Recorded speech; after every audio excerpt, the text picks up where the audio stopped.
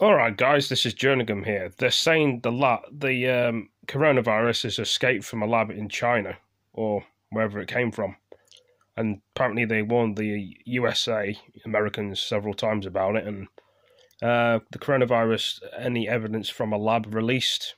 They said they give them two warning signs, but um, some people beg to differ to say it probably wasn't released. What am I talking about? They're saying it from the news. You've got CBN News, you got Fox News, the USA.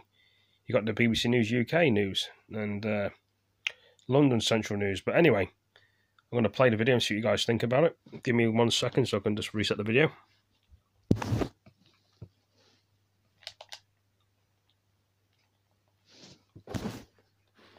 Well, the issue of where this virus has come from is now becoming increasingly political, not least because of the latest intervention by Donald Trump.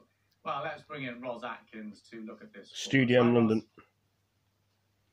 Hi Lewis, good to see you. Well, explaining how this virus started matters medically and politically. We know it began in Wuhan in China, but we don't know how.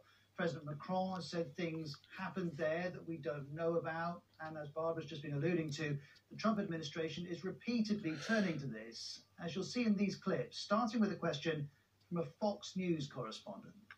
Multiple sources are telling Fox News today that the United States government now has high confidence that while the coronavirus is a naturally occurring virus, it emanated from a virology lab in Wuhan, that because of lax safety protocols, an intern was infected, who later infected her boyfriend, and then went to the wet market in Wuhan, where it began to spread. Does that correspond with what you have heard from officials? Well, I don't want to say that, John, but I will tell you more and more we're hearing the story. We know that there is the Wuhan Institute of Virology just a handful of miles away from where the wet market was. There's still lots to learn. You should know that the United States government is working diligently to figure this out. But what we really need, Martha, we really need the Chinese government to open up.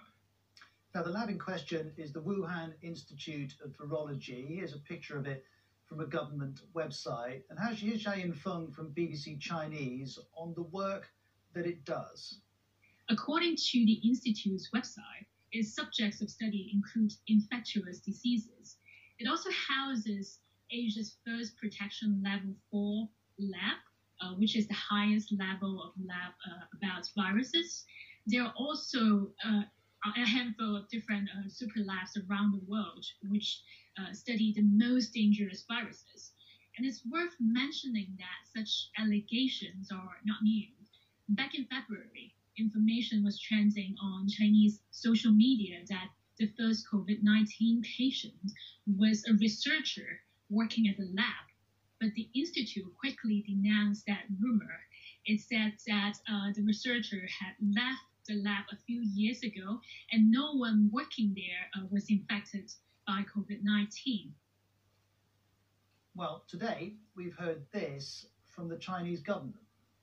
I'd like to remind you that WHO officials have repeatedly stated that there isn't any evidence that the new coronavirus was produced in a laboratory. Many well-known medical experts in the world also believe that the so-called laboratory leak hypothesis has no scientific basis. Now, it's true that the World Health Organization says the source of this virus is unknown, and it says that all available evidence suggests it has a natural animal origin and is not a constructed virus. But what about claims it was an animal virus that was accidentally released from this lab? Well, that idea was given to us by this Washington Post story this week. It reported that 2 years ago, US embassy officials visited the lab in Wuhan several times and sent 2 official warnings back to Washington about inadequate safety. But some have taken issue with this report. Jeremy Colindike led the US government's response to the Ebola outbreak in the 2010s. In this tweet, he argues, the point is that the biology shows a lot of remaining uncertainty and leaves open a range of plausible explanations that don't involve a lab spillover. And there is ample circumstantial evidence indicating a lab spillover is unlikely, albeit not impossible. And he used this meme to make his point. Now, how this virus started matters for how we stop the next pandemic. It also matters to US politics and to China's standing in the world, which is why today It's right at the centre of scientific research and an information war. And however long we wait for an explanation of how this outbreak began, inevitably the space that leaves will be filled with questions, speculation, and theories, some without any facts to go with them. And there's much more on that Wuhan lab, Lewis, on the BBC website, bbc.com/news. Well, guys, I hope you all enjoyed that video. People have not seen it, give it a like, give it a comment, give it and share and subscribe and share it with your friends. Tell me what you think about it. Was it leased from a lab? Was it spreaded on a market? Or was it from an animal?